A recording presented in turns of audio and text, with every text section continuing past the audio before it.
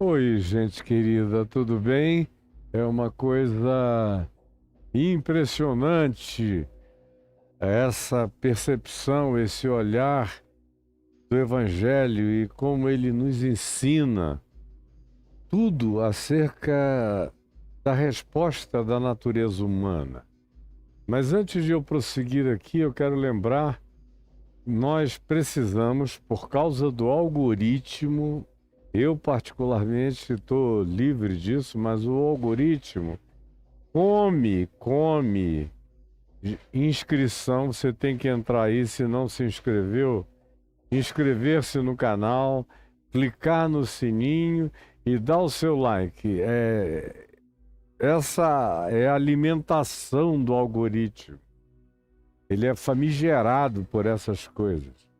E aí, se você vem aqui, mas você não se inscreve no canal, não toca o sininho e não dá o seu like, é como se você não tivesse vindo, no que diz respeito ao fato de que ele não nos bota numa situação de visibilidade, que é aí sim o que desejamos, porque queremos que essa palavra do ensino do Evangelho chegue ao máximo possível de pessoas, além de você. Então, colabore fazendo isso de saída e avise outros para fazerem o mesmo.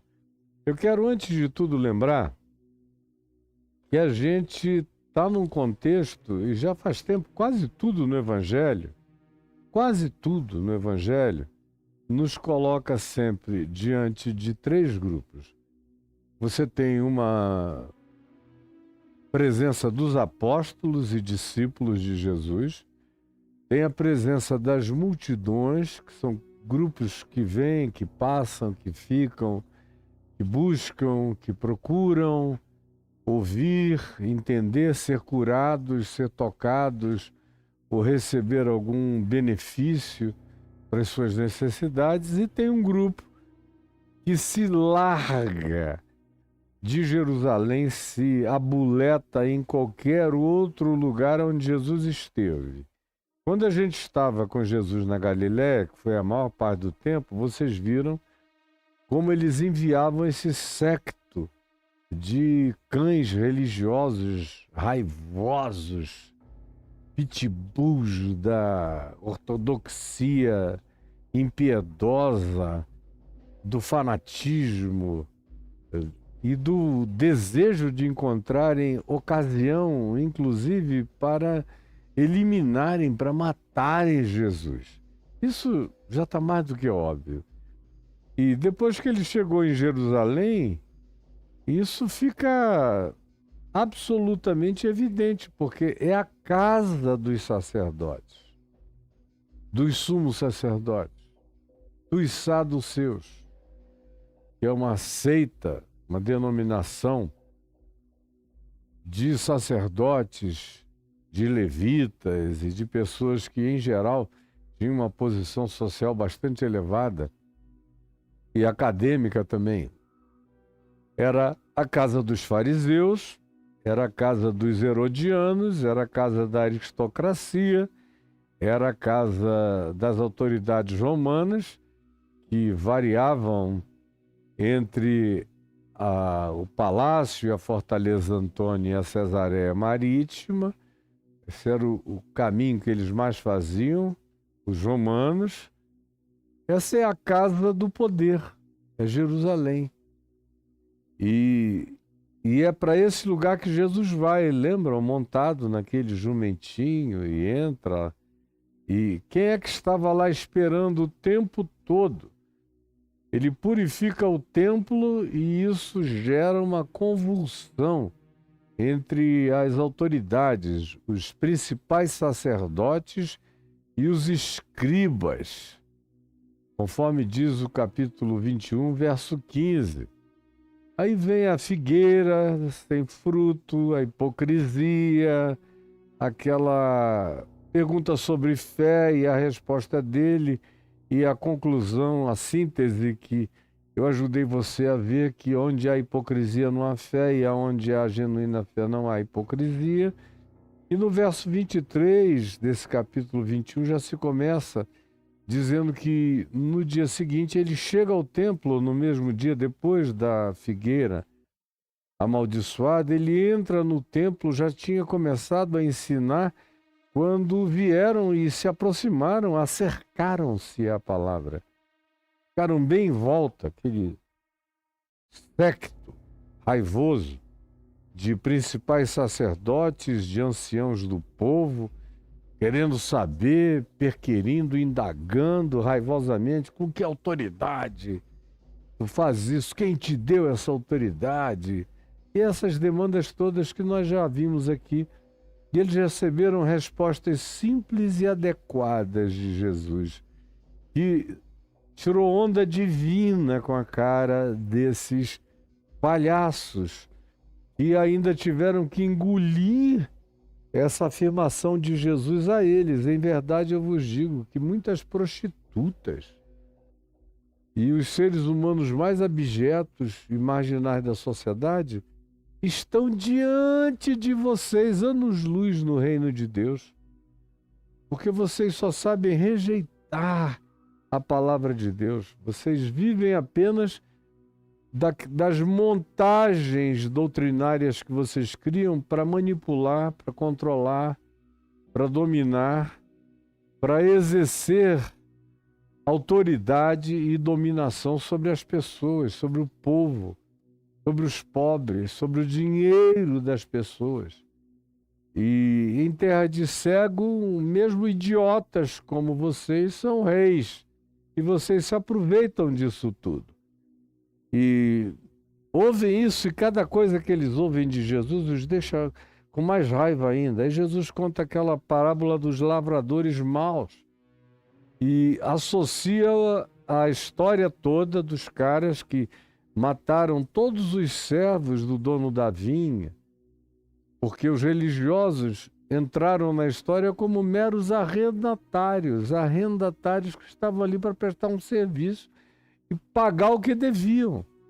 Mas não, eles disseram: não havia, nossa, a gente pode ficar com tudo.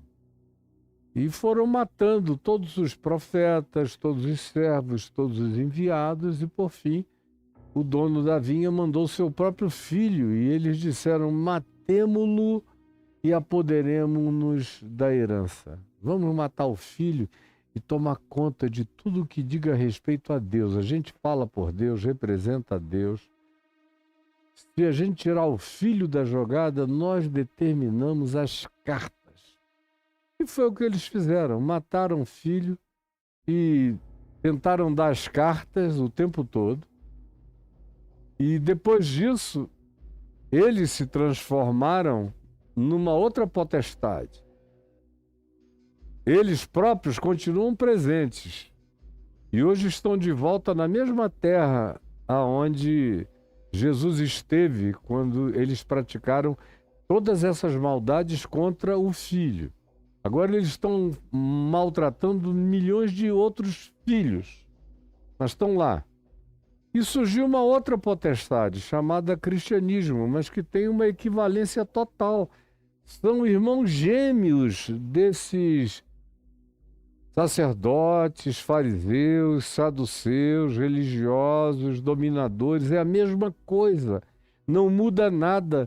Quando você ler aqui sumo sacerdote, pode ouvir falar em apóstolos, profetas, bispos, clero, líderes religiosos, senhores do saber, professores, acadêmicos de Deus, doutores em divindade, são os que determinam, ou então aqueles poderosos que dizem que o poder de Deus habita neles, os mágicos, os adivinhos, os enganadores, os que fazem pesquisa em rede social e transformam isso em informação divina para enganar os incautos nos cultos.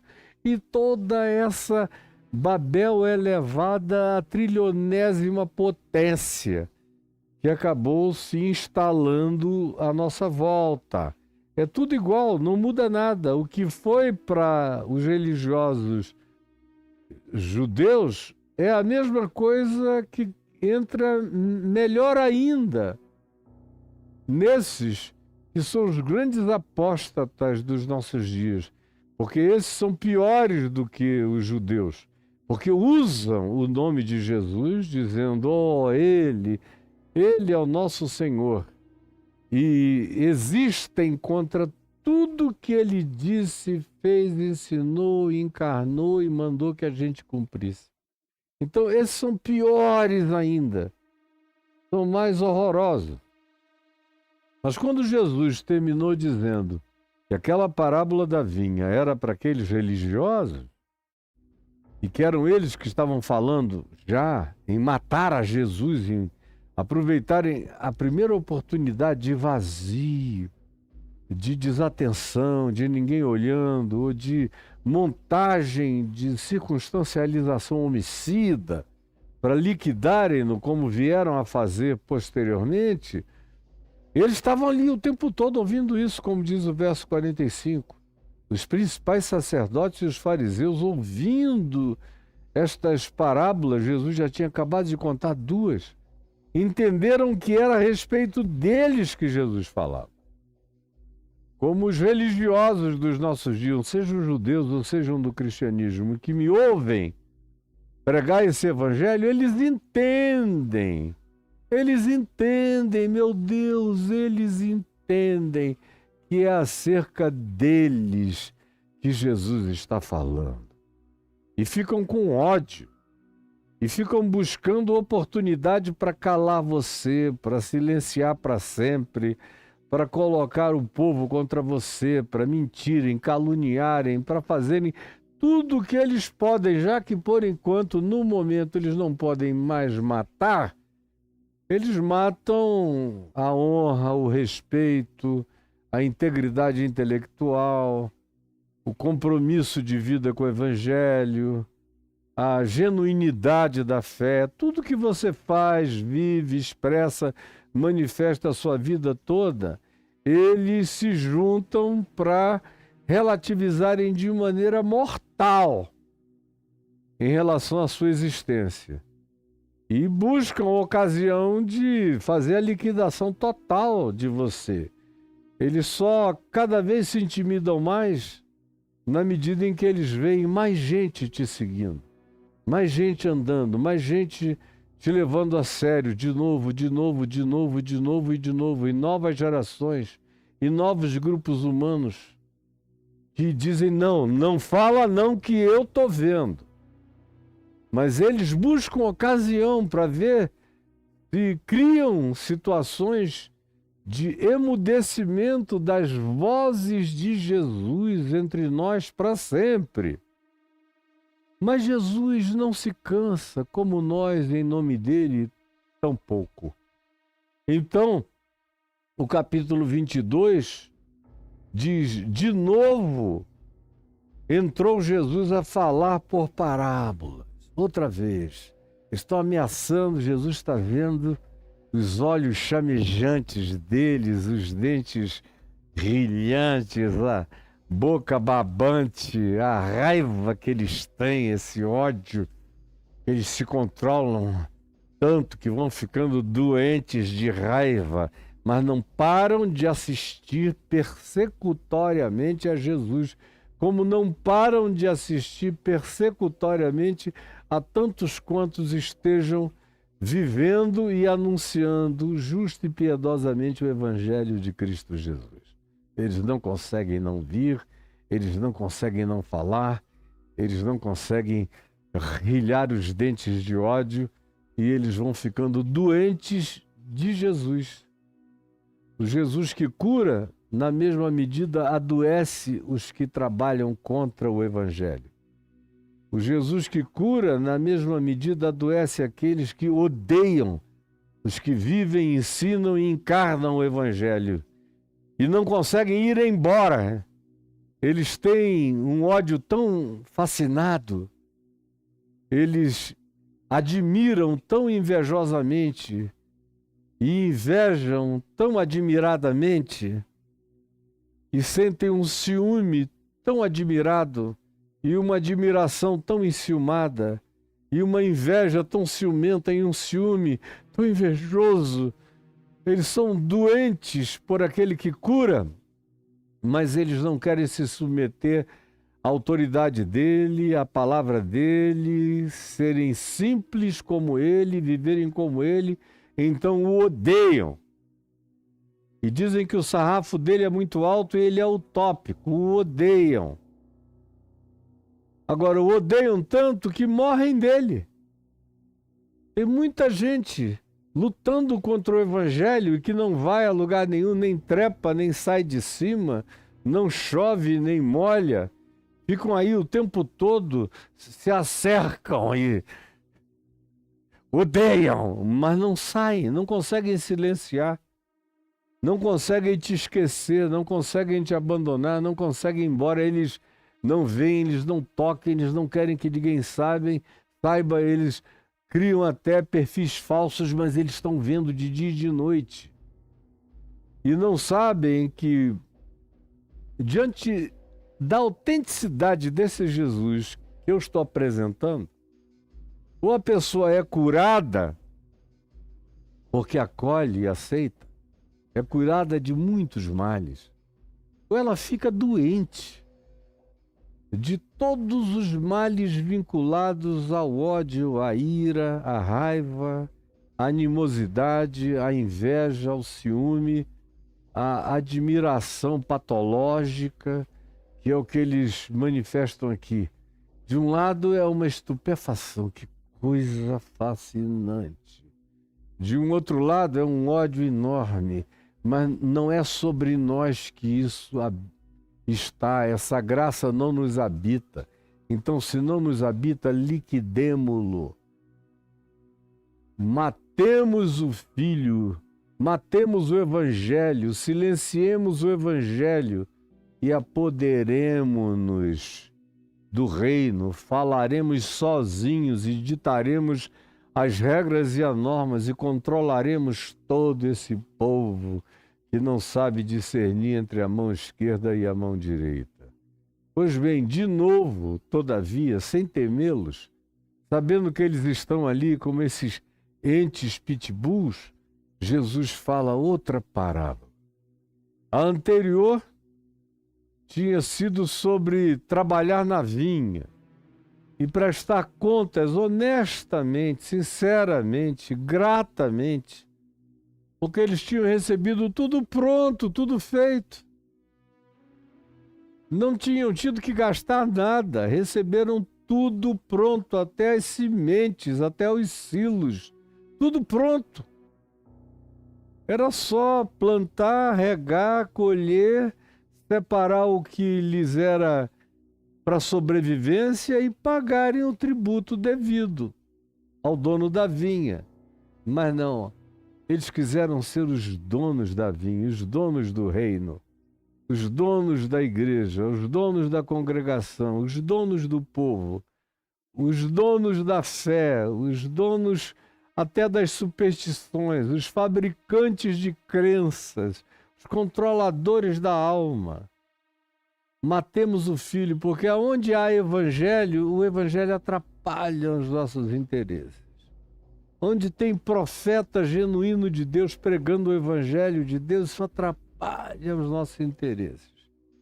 A gente vai liquidando os profetas e a gente acaba com o Filho, a gente crucifica o Filho de Deus pela segunda vez, a gente pisa na cruz, a gente acaba com tudo, a gente rasga a palavra, a gente se dedica a Moisés, ao Velho Testamento ou às superstições que nós mesmos criamos, mas Jesus atrapalha. Jesus faz as pessoas quererem mudar, se converter, quererem ajudar o pobre, socorrer o necessitado.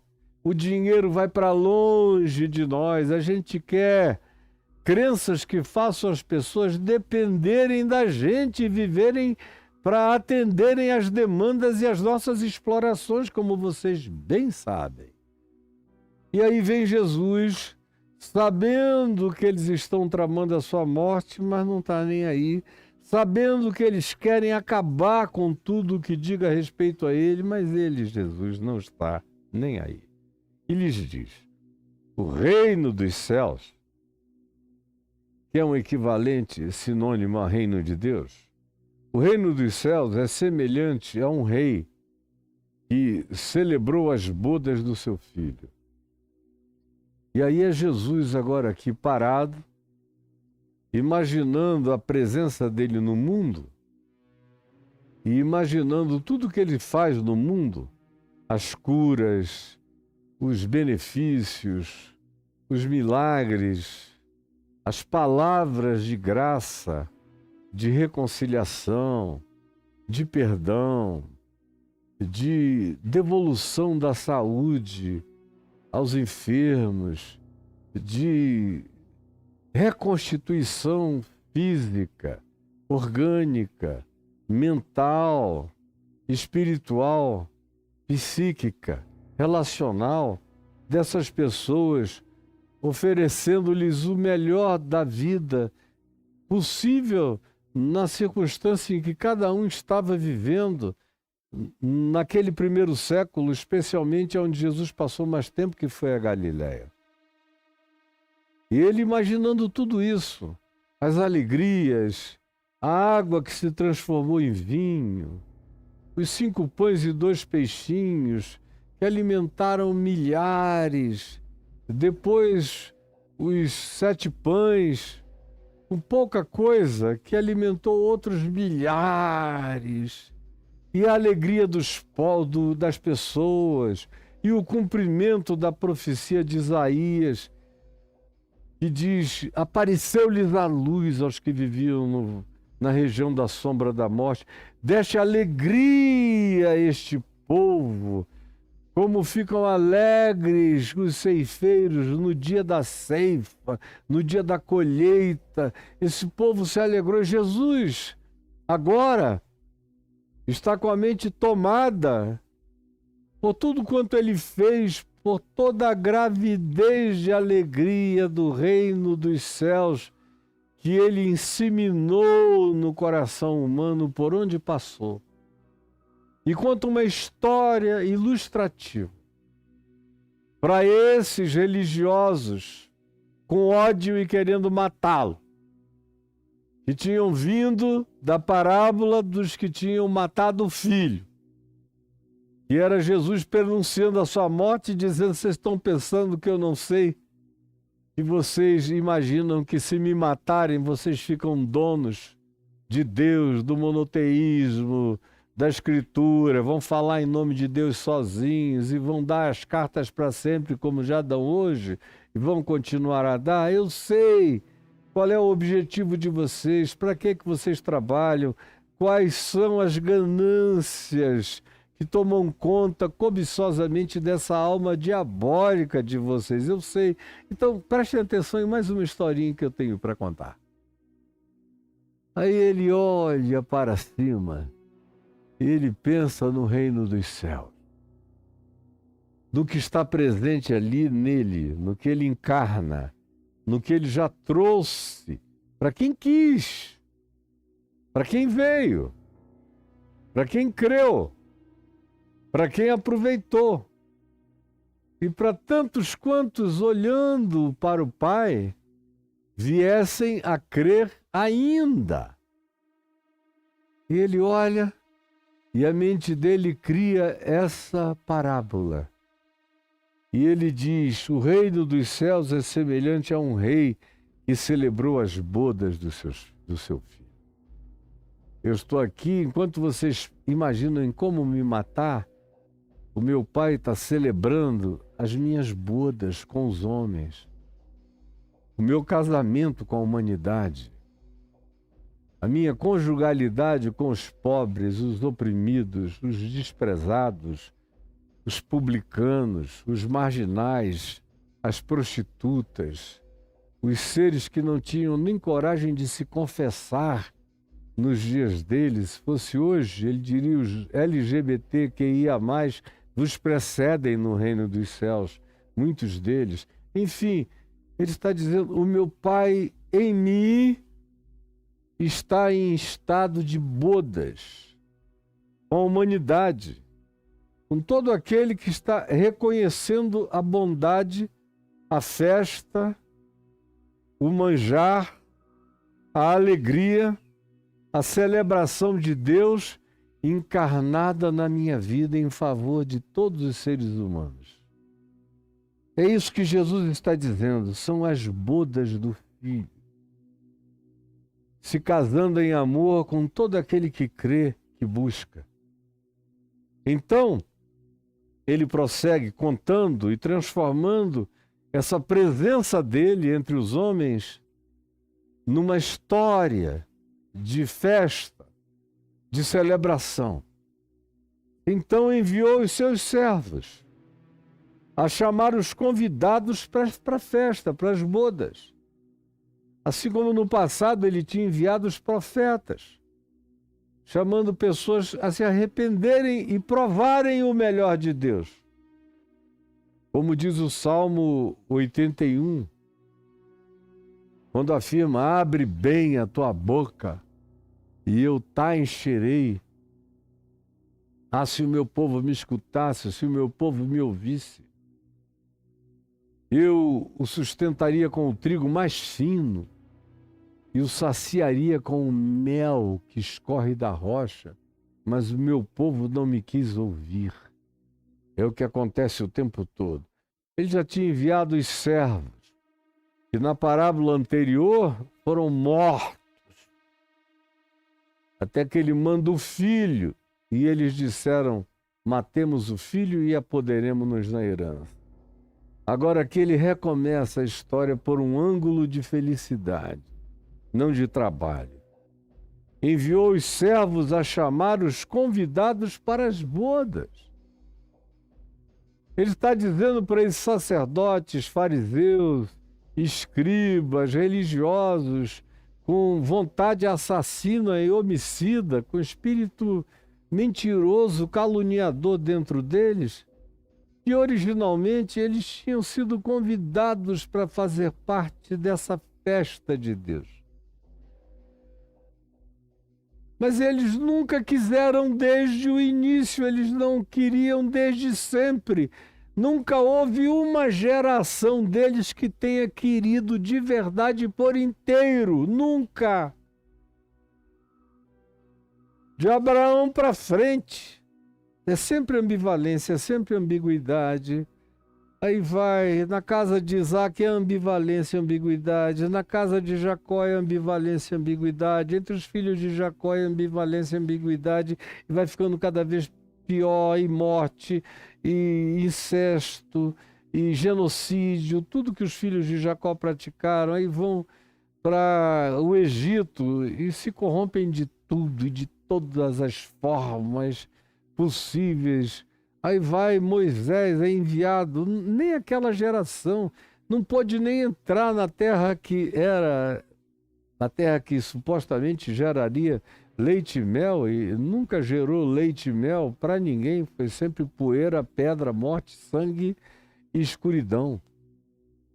Nem aquela geração que atravessou o Mar Vermelho pôde entrar em lugar nenhum, porque ficaram rodando 40 anos pela desobediência, era um cão correndo atrás do rabo que não se consertava nunca. E os que entraram com Josué e Calebe continuaram horrorosos.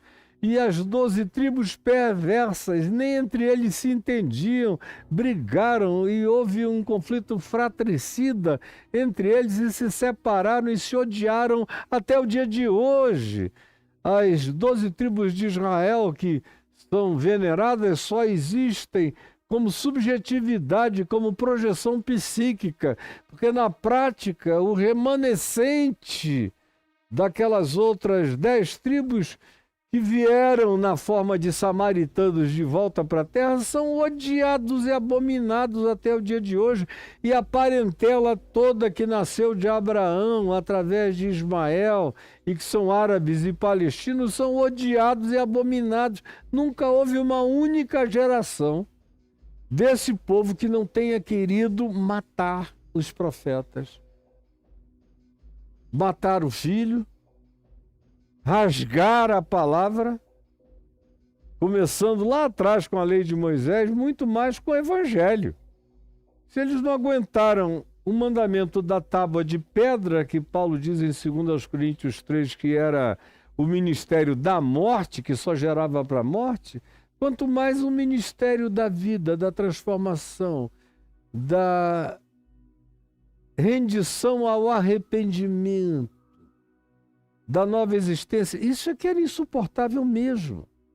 Pois bem, ele enviou os servos a chamá-los para as bodas, mas eles não quiseram.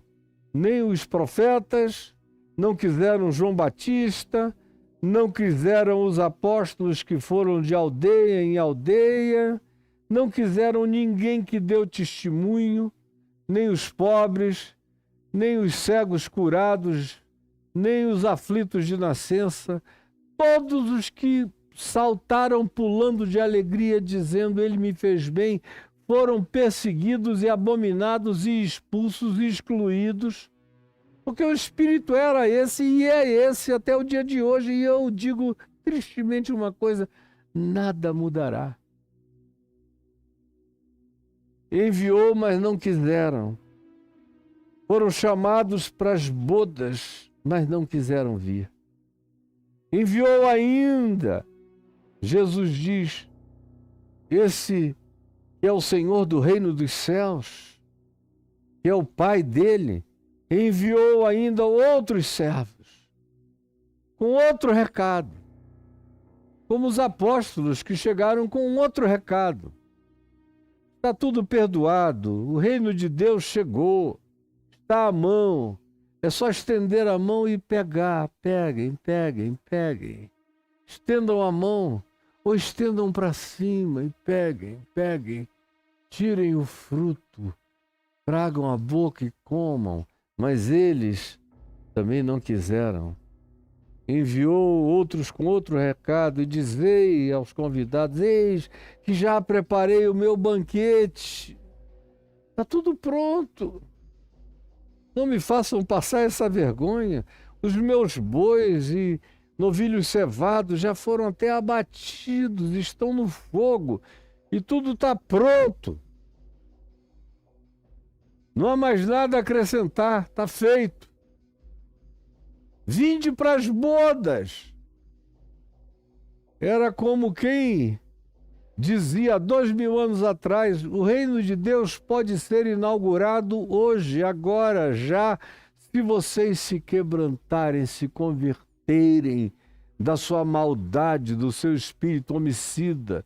Como ele disse em João, no capítulo 8, vós sois filhos do diabo e quereis satisfazer-lhes os desejos. Ele disse isso para esse mesmo grupo de religiosos aqui, com essa mesma atitude de superioridade, supremacismo e arrogância. Filhos do diabo. Está tudo pronto, mas eles não quiseram.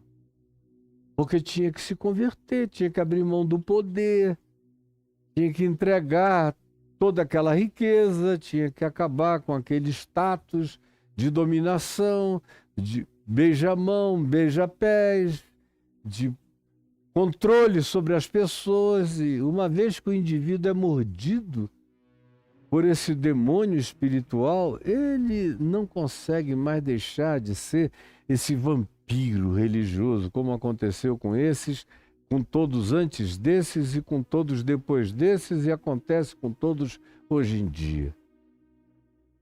O recado pode mudar, a graça pode aumentar, o convite pode ser mais sobejamente generoso ainda. Eles não querem.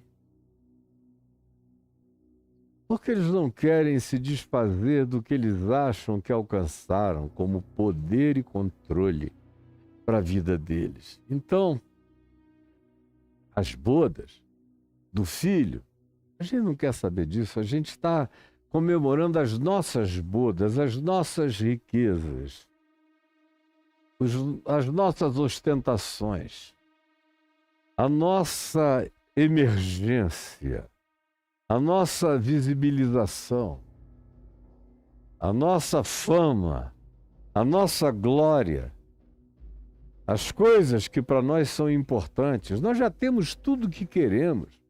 Nós não queremos largar nada para ir para as bodas do Filho de Deus, do Evangelho, para celebrar uma coisa que inverte valores e significados, e em cuja inversão de valores a gente não sabe nem onde ficará. Ou eventualmente ele já disse que publicanos e prostitutas nos precedem no reino dos céus. A gente quer liquidar qualquer que seja a oferta que venha dessa direção divino celestial para nós, porque a gente só quer o nosso céu, o nosso reino, o nosso poder, o nosso controle. As expressões das nossas dominações. A gente quer receber o culto à nossa glória, que é o que todo esse pessoal recebe e vocês dão. Eles, porém, eles são esses religiosos, de então e de sempre, porém, não se importaram com o convite. Indiferentes. Você pode chegar com a maior pureza da mensagem do Evangelho de Deus em Cristo, convidando todos para virem a Ele. Porque quem está angustiado vai ser aliviado. E quem acha que já tinha sabido alguma coisa vai entender tudo. E quem tiver coragem de trocar sanduíches por banquetes celestiais vai se fartar eternamente. Mas eles não deram ouvidos. Nada lhes interessava a não ser o que eles diziam: eu já estou bem onde eu estou. Deus me livre de qualquer mudança que possa alterar o equilíbrio da minha dominação, do meu controle, da minha estabilidade, do status que eu adquiri. Não deram importância e se foram. Não querem nem saber. Apostataram. A palavra grega apostate significa se distanciar de. Foi o que eles fizeram aqui, se distanciaram das vozes, dos convites, dos anúncios, da palavra, da boa nova, do evangelho, de tudo. Se foram. Um foi para o seu campo. Isso aqui é o meu reininho, é aqui que eu domino, é aqui onde a minha voz é determinante, é isso que eu quero. É obediência e respeito à minha pessoa. Outro foi cuidar do seu negócio, dizendo: eu tenho mais o que fazer do que ficar ouvindo essa palavra de misericórdia, de generosidade, de graça, celebrando as bodas de uma alegria espiritual que não me interessa. O que me interessa são alegrias bem concretas e materiais. Eu vou cuidar do meu negócio, minha igreja é meu negócio, é o meu melhor negócio, o templo é o meu melhor negócio, meu sacerdócio, meu ministério é o meu melhor negócio. Outros, agarrando os servos, os maltrataram. E depois ainda houve outros que os mataram. Mas houve gente que chegou a esses extremos, aos estertores dessa maldade. Eles sempre chegam quando não serão apanhados. Eles fazem isso. O rei, o pai do filho, das bodas, ficou sabendo disso tudo e tomou uma posição. O rei ficou irado. Aí alguém aqui que vem para cá só para querer ver se consegue criar alguma confusão. Então Deus se ira, está irado. Cara, quando se fala aqui de Deus irado, isso aqui é uma expressão diminutiva do que não dá nem para ser descrito. A ira de Deus é insuportável, não tem criatura universal, nem o próprio universo suportaria a ira de Deus. Nunca criatura nenhuma, de nenhuma dimensão ou nível ou mundo paralelo ou instância existencial conheceu de fato a ira de Deus. A ira de Deus é nos entregar à nossa própria disposição mental para que façamos a loucura do nosso próprio coração. Essa é a ira de Deus, é dizer, não quer? Então sigam os seus próprios caminhos. Meu povo não me quis escutar a voz, então vocês estão entregues a vocês mesmos. O rei ficou irado. Mas, todavia, existe uma conjunção de natureza de leis universais. O universo está carregado de intrincamentos, de princípios, de natureza espiritual, psíquica, energética, de frequências de todos os tipos de possibilidade de emulação e de existência em qualquer que seja o nível da criação. Isso existe no universo e nos multiversos. Existe concernentemente a bênção, você age com amor, graça, bondade, acolhimento, misericórdia, solidariedade, você deflagra o processo das bênçãos, independentemente de saber ou não saber, de ter sido instruído ou não em qualquer informação, tanto faz a geopolítica ou a religião onde você esteja. Se você deflagra isso como um processo sincero da natureza do seu ser, na prática de tudo que decorre do amor e da graça de Deus, você provoca a vida em seu favor. Provoca os princípios da vida em seu favor. A mesma coisa acontece com as maldições, as infelicidades, as múltiplas tragédias. Todas elas emanam do coração da gente, como diz o livro de Provérbios, é do coração que procedem as fontes da vida, tanto quanto as fontes da morte.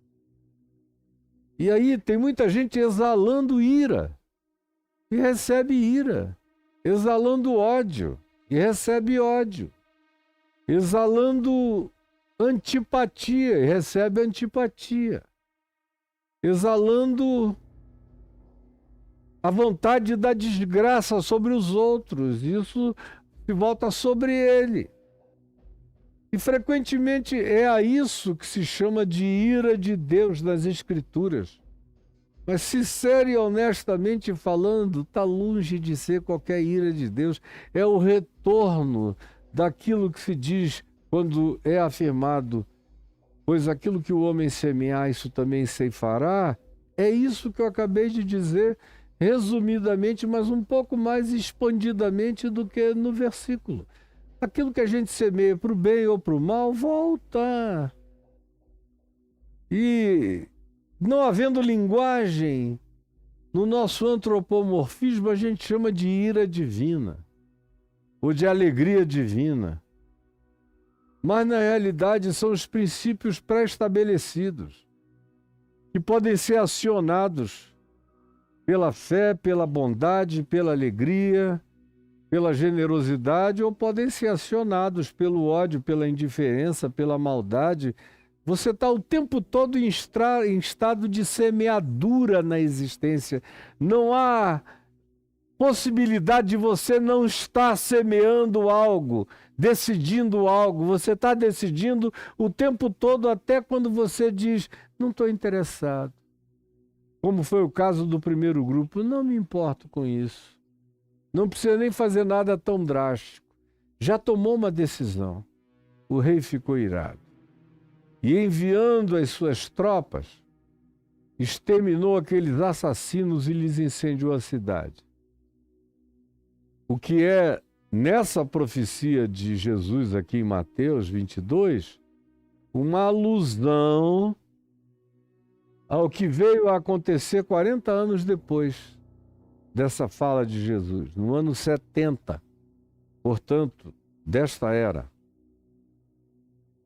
quando os romanos provocados pelos judeus, perderam a paciência com eles e partiram para as cabeças. O general Tito cansou de sumo sacerdote, fariseus, zelotas,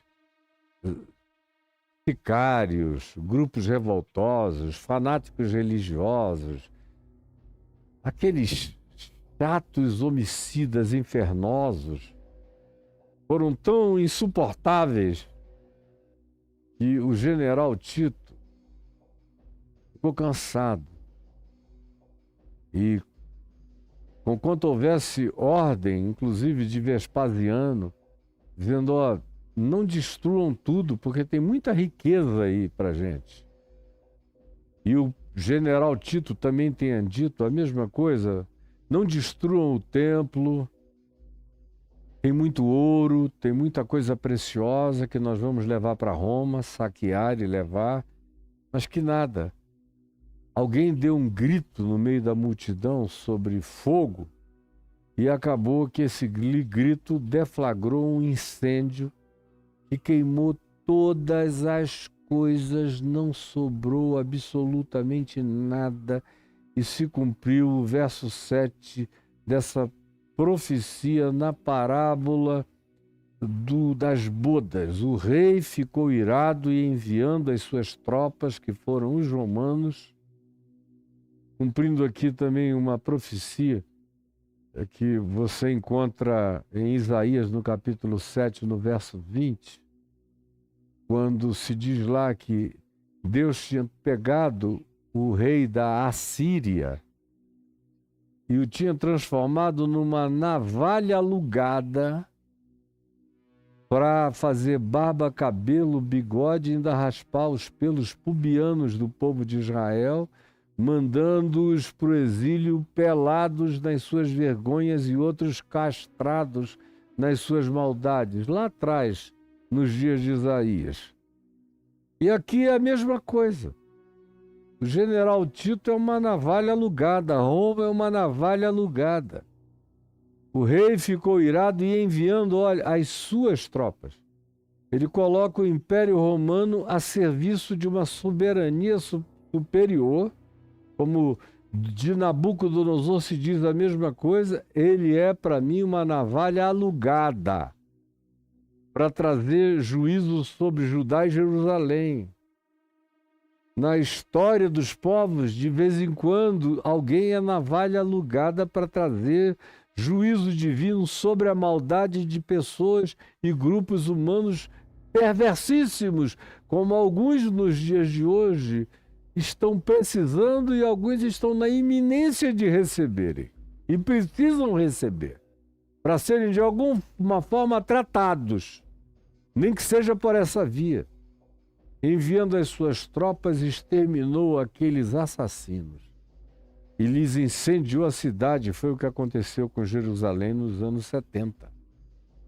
Então, agora, e ele faz esse prenúncio, e os sumos sacerdotes e os outros religiosos de alta patente ficaram ouvindo, sem entender bem o que é.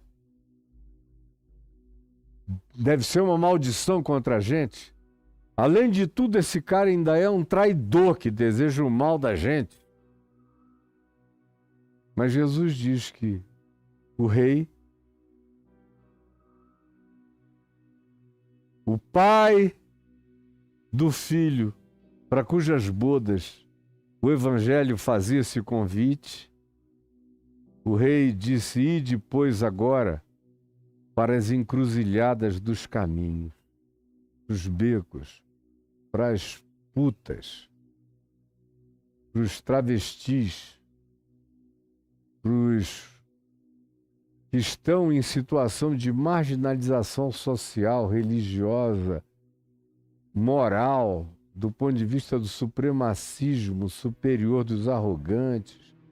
Vão para as encruzilhadas, vão para os que não têm caminho, vão para os que não sabem para onde ir, vão para os becos sem saída, vão para os que estão encurralados na existência e convidem todos os que estão sem alternativa na vida.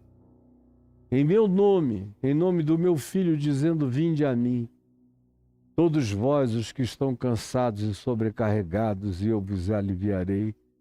Tomai sobre vós o meu jugo e aprendei de mim, porque eu sou manso e humilde de coração, e achareis descanso para as vossas almas, porque o meu jugo é suave e o meu fardo é leve. Vão e chamem, digam que a mesa está pronta, que há um banquete preparado, que é só chegar e é de graça. E tem vestes nupciais para eles vestirem e se sentirem perfeitamente adequados no banquete de Deus. São vestes da graça, são vestes da justiça divina, da justificação pela fé, da validação eterna, que garante que eles agora são os entes mais adequados. São esses que substituíram os primeiros convidados, mas que se acharam importantes demais para ouvirem o convite do amor de Deus e entrarem na sala do banquete do reino dos céus. Esses vão ficar com os exércitos da destruição. Vocês entrem aqui. Vão e chamem, anunciem essa boa nova. A quantos encontrardes indiscriminadamente indo por todo mundo, anunciem essa boa nova a toda criatura na face da terra, sem exclusão, sem antecipação, sem seleção, sem filtro, para todos. E saindo então esses servos, dentre os quais eu me coloco hoje pela misericórdia de Deus, pelas estradas, pelos becos, pelas encruzilhadas, entre aqueles que não creem em si para nada, que acham que na presença de Deus eles não têm herança, não têm lugar, não têm assento, não têm posição, jamais terão aconchego, jamais receberão carinho ou cafuné divinos. Vai e chama esses. Eu fui, estou chamando. Muitos outros já foram e estão chamando. Chama em todas as estradas do mundo. Reúnam todos os que vocês encontrem. Até os maus. Até gente sem pedigree nenhuma. Até aquelas pessoas que, pela aparência e pela visualização exterior, vocês poderiam imaginar, olhando de uma outra perspectiva, que não seriam pessoas a serem convidadas, mas o Evangelho diz: não façam acepção de pessoas. Convidem a todos. Como o rei está mandando convidar sem acepção de pessoas a todos, aos maus, aos que viveram vidas não recomendáveis, vidas desprezíveis, convidem. Chamem para a boa nova. E os que viveram vidas bonitas, os bons, que se esmeraram na prática da bondade, da justiça, da longanimidade, da fidelidade, em qualquer lugar do mundo, da terra, em qualquer beco ou encruzilhada, em qualquer lugar. Onde tiver gente, eu estou chamando gente. Chamem, independentemente dos currículos, maus e bons. E a sala do banquete ficou repleta de convidados. E a sala do banquete ficou repleta de convidados. E aí o cristão do cristianismo, da religião, de qualquer versão do cristianismo, fica pensando que a sala ficou cheia de crentes. Não, ficou cheia de convidados. de quem quer que tenha ouvido a voz de Deus em qualquer lugar da terra, mesmo onde nunca ninguém tenha pregado. Mas gente que em qualquer lugar, mesmo que seja no beco sem saída, faz o melhor do beco sem saída. Mesmo que seja nas encruzilhadas, faz o que pode nas encruzilhadas. Mesmo que tendo um histórico horroroso atrás de si, não se acha e não se tem prorrogado quanto a dizer não, eu não quero e eu não vou. Ao contrário, é um convite. Eu não mereço, mas foi destinado a mim, mesmo eu sabendo quem eu sou, então eu quero e eu vou. E os que foram diferentes e se manifestaram com bondade, não interessa onde estejam, aqui ou na Índia, ou no Nepal, venham todos. E a sala do reino, que não é dos testemunhos de Jeová, o salão do reino, nem são as igrejas de vocês. Aqui, essas igrejas, está cheio de gente que está fora do reino, está fora do banquete. E do lado de fora desses lugares religiosos, desses templos, onde estão os perdidos dos crentes, os amaldiçoados pelos crentes, desses lugares do fim do mundo e das encruzilhadas e da alienação e dos gentios, virão tantos que a sala do reino dos céus ficará cheia. E Jesus disse: vocês de fora, vocês que expulsaram demônios, que fizeram milagres, que disseram Senhor, Senhor, que fizeram confissões e que declararam credos religiosos e que expulsaram demônios, mas que eu nunca conheci vocês, porque vocês não têm nada de verdade no coração em relação a mim. Vocês e os demais dessa laia dos supremacistas, todos ficarão de fora. Mas as bodas do meu filho ficarão cheias de gente da humanidade. São as bodas de Deus com a humanidade, não com os judeus e nem com o cristianismo, é com a humanidade. O evangelho é para a humanidade, é para todo mundo, é para toda criatura. A sala vai ficar repleta. Entrando, porém, o rei, para ver os que estavam à mesa, aquela mesa sem fim, uma mesa que não determinava um grupinho pequeno de convidados, uma mesa eterna, um banquete eterno, uma estrada cósmica com todo mundo celebrando. Entrando, porém, o rei, para ver os que estavam à mesa, notou ali um homem que não trazia veste nupcial. Um cara que quis entrar sem estar vestido com a justiça de Cristo Jesus.